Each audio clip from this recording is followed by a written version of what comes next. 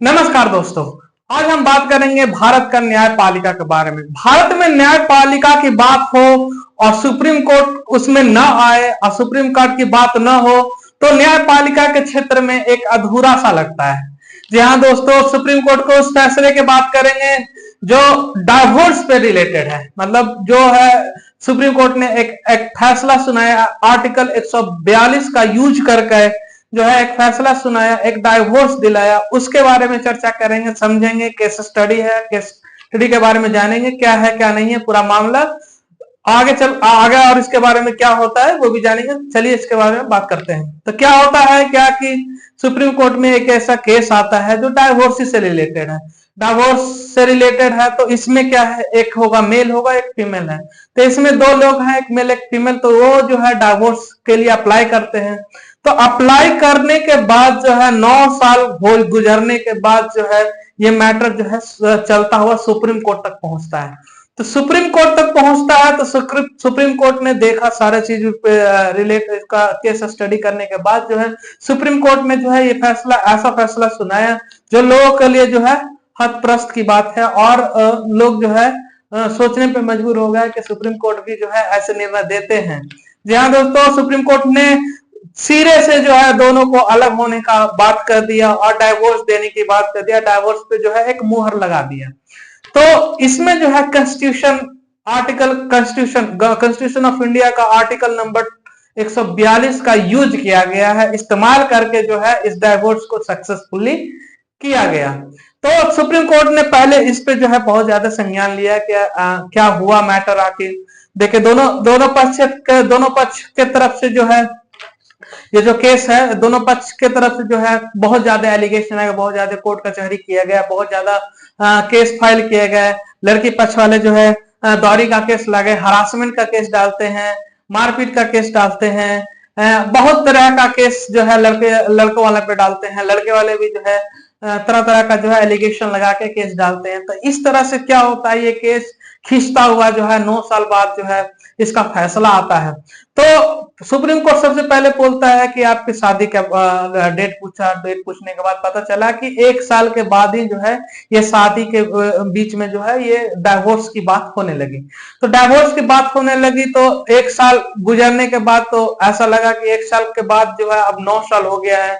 तो इसका मतलब इस बीच में जो है जितने भी प्रयास किए गए दोनों को मिलाने के लिए, दोनों को समझौता के लिए जितने भी प्रयास किए गए वो सारे विफल हुए होंगे। इस तरह से सुप्रीम कोर्ट ने जजमेंट दिया कि दोनों सारे विफल हुए होंगे। बहुत सारे जो है केसेस एलिगेशन एक दूसरे के ऊपर लगाए हुए हैं, कोर्ट में केस होंगे। तो कहीं ना कहीं जो है ये मैटर जो है अब जो है दोनों साथ रहने का तो पॉसिबल नहीं है, क्योंकि दोनों साथ नहीं रह सकते। जब 9 साल में नहीं कर पाए तो अब क्या ये साथ रह पाएंगे। तो इसी पे जो है एक माइलस्टोन जो है जजमेंट जो है सुप्रीम कोर्ट चलाते हैं। कहते हैं कि इससे पहले भी काफी मतलब 2-3 केसेस 2024 में ही मतलब 2024 में ही जो है बहुत सारे 2-3 केस ऐसे आए जिसपे जो है सुप्रीम कोर्ट ने फैसला सुनाया है, जिनको डाइवोर्स के लेकर सक्सेसफुली जो है सुनाया केसेस को। तो उससे क्या हुआ है कि उसी का संज्ञान लेते हुए 142 का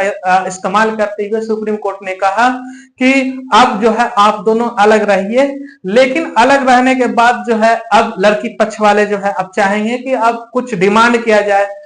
मतलब क्या उसका क्या बोलते हैं उसको, कुछ पैसे उनको दिए जाएं ताकि जो है वो सरवाइव कर सके। लेकिन पैसे देने के बाद जब आया तो सुप्रीम कोर्ट ने भी बहुत सारे मतलब पॉइंट्स पे गौर किए गए।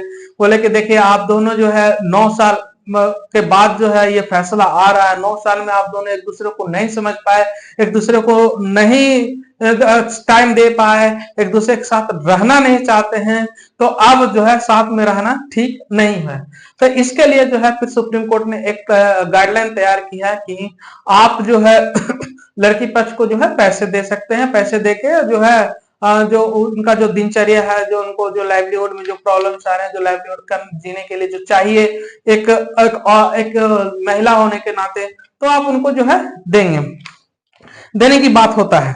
तो इसको कहते हैं एलिमनी देने की बात होती है। तो एलिमनी को कैसे मेजरमेंट किया जाए, इस पे जो है सुप्रीम कोर्ट के कुछ 6-8 गाइडलाइंस हैं जिसको जो है फॉलो करके उसको निर्धारित किया गया।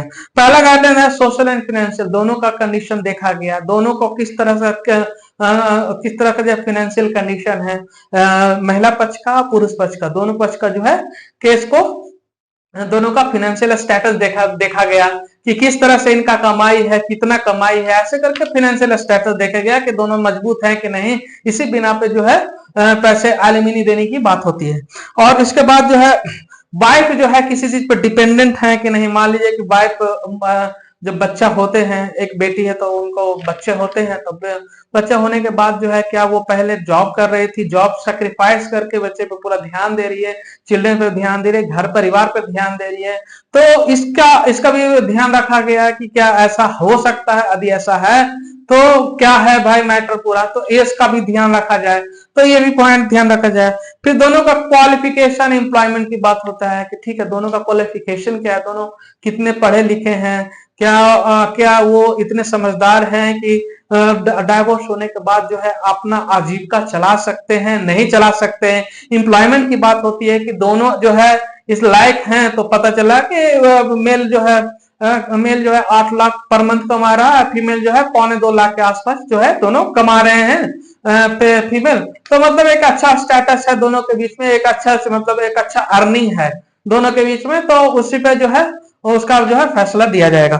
इसके अलावा उसका देखा जाता है एसेट कितना है, मान लीजिए कि घर है कि नहीं है, गांव में जायदाद है कि नहीं है, लड़की पक्ष को भी देखा जाता है, लड़का पक्ष को भी जाता है। यदि लड़का के पास पे बात इतना है तो वो लड़की को वो भी कुछ ट्रांसफर किया जा सकता है, ताकि उसका भी लाइवलीहुड जो है अच्छा से चल पाए, जीवन जो है यापन अच्छा से चल पाए। इसके अलावा जो है स्टैंडर्ड ऑफ लिविंग देखा जाता है कि स्टैंडर्ड ऑफ लिविंग कैसा है दोनों का।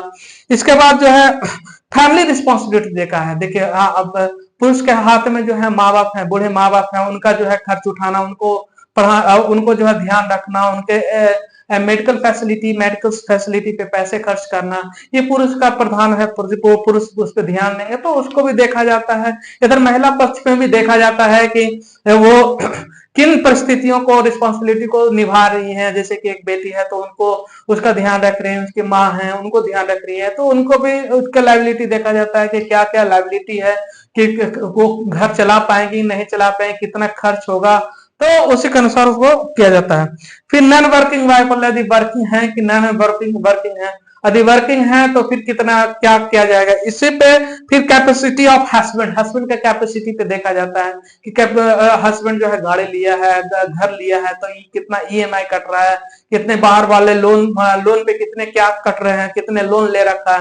तो ये सारे चीज जो है, सारे पैमाने पैरामीटर्स को देखकर जो है सुप्रीम कोर्ट फैसला सुनाती है कि पुरुष पक्ष को 2 करोड़ का जो है एलिमिनी देना पड़ेगा वाइफ को, 2 करोड़, जो कि तो उसका टाइमलाइन दिया गया है कि 4 महीने उसको पेमेंट कर सकते हैं। तो इस तरह से इतने चीजें देखने के बाद, सुप्रीम कोर्ट इतना समझने के बाद जो है इतने बड़े फैसले को अंजाम देती है और फैसले को सुनाती है। तो ये एक सुप्रीम कोर्ट के लिए नहीं, न्यायपालिका के लिए भी एक स्ट्रॉन्ग मजबूती का बात है कि वो इतने बड़े कठोर फैसले, निर्णय ले रहे हैं। हालांकि हमारे देश में जो है सनातन धर्म में जो है, हमारे हिंदू धर्म में जो है डाइवोर्स जैसे जो है परिकल्पना नहीं कर सकते हैं हम लोग। ऐसे मतलब हमारे वेद पुराण में ऐसे कहीं जिक्र नहीं है कि डाइवोर्स की बात, तलाक की बात तो कहीं जिक्र नहीं है कि हम लोग पुरुष प्रधान को नहीं माना गया है, मतलब कि डाइवोर्स दे, इस तरह का बात नहीं हुआ। अब जो है दोनों को अलग किया जाता है, 2 करोड़ रुपए की बात होती है, 2 करोड़ दिया जाता है, 4 महीने के टाइम दिया जाता है, तो दोनों का अलग होता है। अब ये केस है, क्या केस है इसका, किरण ज्योति जो है मीना और वर्सेस अनीश प्रमोद पटेल है, इन दोनों का ये केस है। और इसमें जो है गवर्नमेंट सुप्रीम कोर्ट इंटरफेयर करके, सुप्रीम कोर्ट और उसके अलावा जो है जितने भी चार्जेस लगाएंगे पुरुष पे, महिलाएं पे, जितने भी केसेस हैं सबको विड्रॉ करने की बात कहा जाता है। सुप्रीम कोर्ट सारे केस को बोलता है कि विड्रॉ करके जो है अब जो है दोनों को फ्री कीजिए, दोनों पक्ष को अलग अलग कीजिए और अलग कर देते हैं।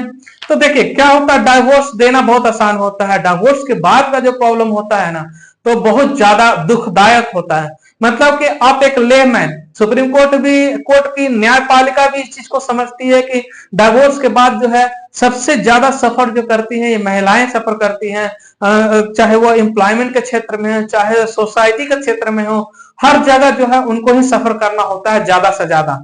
तो लेकिन हालांकि जो है न्यायपालिका जो है पूरे ध्यान देती है, बरसों लगाती है केसेस में कि किसी तरह सुलझ हो जाए, किसी तरह दोनों में मन मुटाव खत्म हो के एक साथ रहने लगे, क्योंकि जो जिंदगी होता है इतना आसान होता नहीं है जितना जो है बहुत आसानी से हम लोग डाइवोर्स और तलाक की बात कर देते हैं, लेकिन इतना आसान होता नहीं है। जिंदगी जो होता है बहुत लंबे समय का होता है, 365 डेज का होता है, उसमें कितने घंटे को होते हैं, कितने आवर्स होते हैं, उसके बाद बहुत तरह के कुरीतियों से लड़ना पड़ता है। मेन पक्ष तो तुरंत जो है जाते हैं शादी कर लेंगे और दूसरे लड़के उनको मिल जाती है, लेकिन महिला पक्ष को जो होता है ना बहुत ज्यादा सफरिंग करना पड़ता है। आप सोसाइटी में आप थोड़ा सा मनन करके सोच के देखिए कि देखिए सोसाइटी में कहीं ना कहीं ऐसा वर्ग मिलेगा जो कि जो कहीं ना कहीं डाइवोर्स से जो है काफी ज्यादा जो है ग्रसित है और काफी ज्यादा उसका जो है झेल रही है, डाइवोर्स को लेकर जो है बहुत ज्यादा झेल रही है।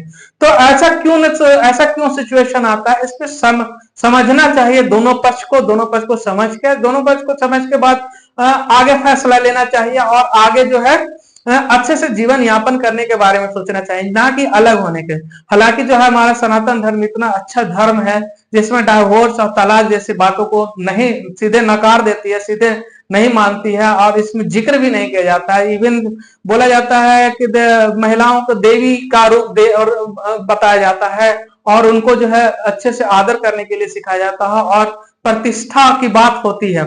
लेकिन जो है आज के जो मॉडर्न युग है जिसमें जो है ये डाइवोर्स और तलाक जैसी बातें जो है बहुत ज्यादा चलन में आ गया है, जो न्यायपालिका के लिए एक सोचने का विषय हो गया है। इसीलिए कभी कभी जो है सुप्रीम कोर्ट भी जो है ऐसे फैसले सुनाने से पहले आर्टिकल 142 या 142 का इस्तेमाल करती है, जो कि बहुत कठोर मतलब बहुत सोच समझ के किया जाता है, क्योंकि भाई ये दो जिंदगियों का सवाल होता है। तो आगे ऐसा ना हो, ऐसा इस पे ध्यान रखा जाए। तो यही मेरा यही अपील है कि आप लोग जो है इस पे ध्यान दें और ज्यादा से ज्यादा कोशिश करें कि मैनेज करके चलने की कोशिश करें। ये